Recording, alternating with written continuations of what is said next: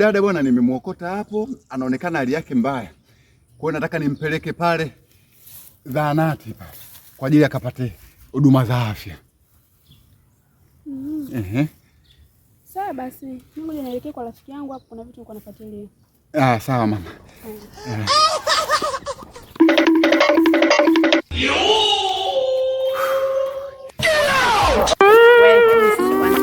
Nishushe.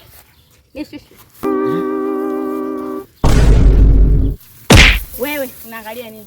Wewe ulisema hujaoa wewe. Unasema unaoa. Iwaje wewe dada anakuita hapa mume wangu? Na kwa nini umwambie mimi mgonjwa? Mimi bwana mke wangu mimi namjua. Umeona? Mimi ukweli mke wangu namjua. Yaani ningekosa kujitetea hivyo, mimi mke wangu bondia. Ningekula mitama